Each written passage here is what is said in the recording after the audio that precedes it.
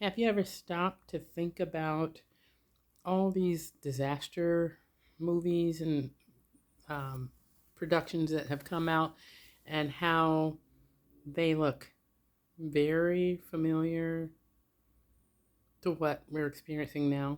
Some of them are movies that came out like 10 years or more ago, and the explosions and the things that are happening look a lot like some real life situations that we've had in America anyway. And there's movies about famines and plagues and earthquakes, tornadoes, tsunamis. And a lot of these things kind of play out in the same way as what in real life is what we've seen on the movies. I'm watching one of those such movies today, and so I was thinking about that. And I was thinking about how prepared are we? I know I say it a lot. I've been saying it for years, and anyone that's been with me for many years knows that I'm always talking prepare, prepare. Well, I'm still saying that. And of course, I'm saying it because if we're not prepared, then what are you going to do? In the world news, a lot of nations are coming together to create a centralized, I believe, digital currency. Um, and the American dollar is just going to be not very good for anything.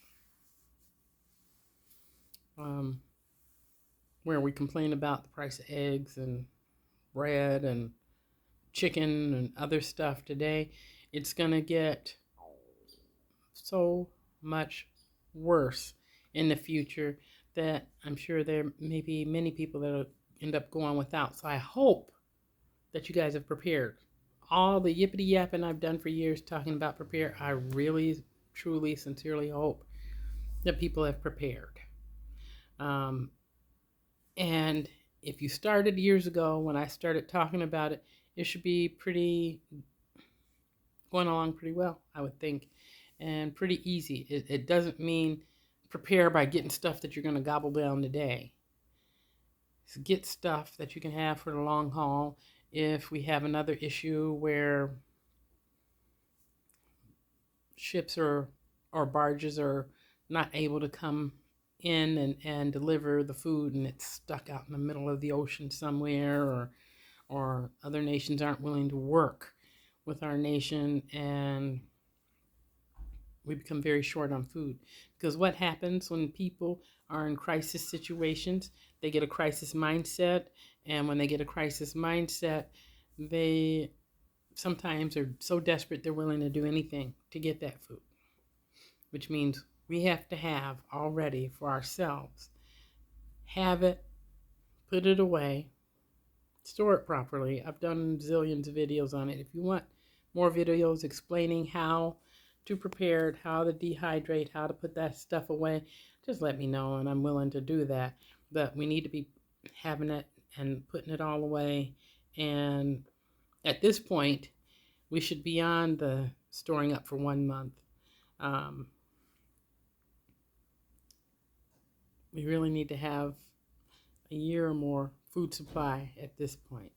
And honestly, um, if you read the Bible, in the book of Revelations, it says that there will be 7 years of famine, which means there's going to be a very long time with a whole lot of people not having enough food or not having food or not being able to afford food because the price of food is going to go through the roof.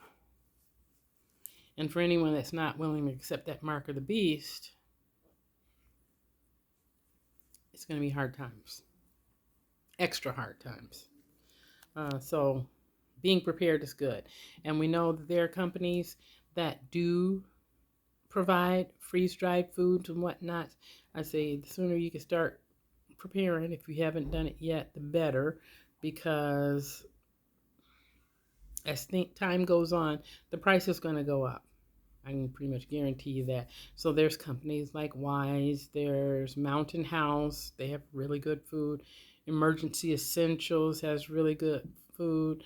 Um, Thrive has good food from what I've heard. I haven't tried theirs, but they have like the freeze dried fruits and vegetables and meat and whatnot. That's one way you can do it if you're not able to freeze dry and do all that stuff yourself. But no, you're going to be paying a pretty penny to be able to have like a month's worth or a year's worth, really, of food. But it's good to have that because those food products are good for anywhere from 5 to 20 years, depending on which way they were processed and dried and stored. And they're good until you break that seal. When you break the seal on it, then the freshness goes down over time. So then you want to eat that food up, or, with your family or for yourself or whatever. But you can also dehydrate. Like I've been showing and doing videos here on dehydrating the tomatoes and the beets and the onions and the various kinds of greens and carrots and so you can dehydrate and you can still get bags of rice to store up in like paint buckets. You can get them from the hardware store, or you can get Mylar bags if you can find the Mylar bags. They're banning them in some locations. So they are more difficult to get in some areas. But it is a good way to store food for long term. And you can also get dried beans from your local grocery store, or you can go somewhere like the Dollar Tree, Dollar General, places like that, and get it at a really reasonable price. And get several bags of one kind. Like you can get a bunch of bags of navy beans, a bunch of bags of black beans, or black eyed peas, whatever, lentils, which are really quick and easy to cook. So don't limit yourself to one thing. Try some different things out, and if you on a limited budget and you go to Dollar Tree or somewhere, get a couple of bags of this, a couple of bags of that at $1, and you can put it away and know that you have some stuff for when you need it to go along with that rice and whatever other stuff that you may have. So this is just a real quick video, just bringing those things up because it's important for people to know how to be prepared and to really have their ducks in a row, because probably within the next month it's going to be getting rough. Because recently when I go to different places if I were to go buy a pizza,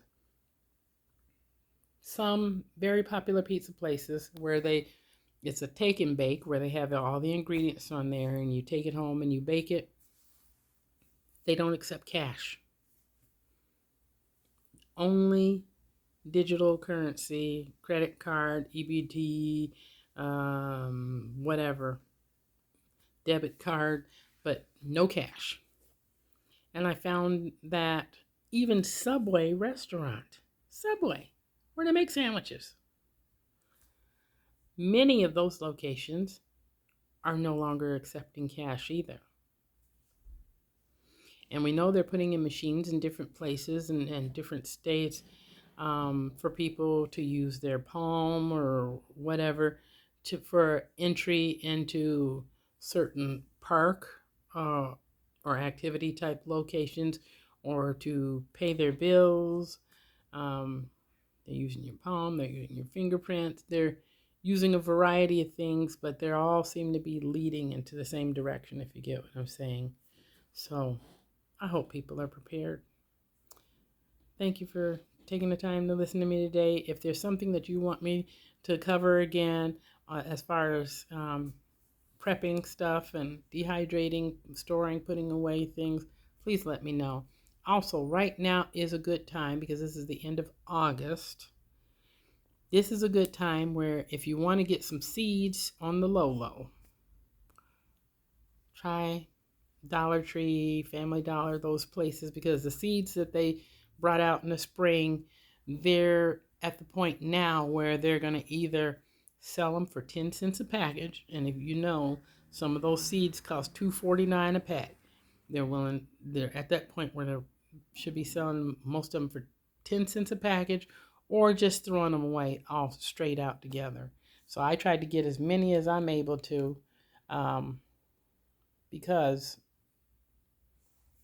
I know that's what they're going to do, and it doesn't hurt to put back a little bit. I'll still use that bell pepper. I'll still use, you know, the corn seeds, find a community garden area or space where I can grow these individual things. And a lot of things I'm able to grow in my home hydroponically. Just throwing that out there to help somebody out. So I hope someone will take heed to this and get some benefit out of it.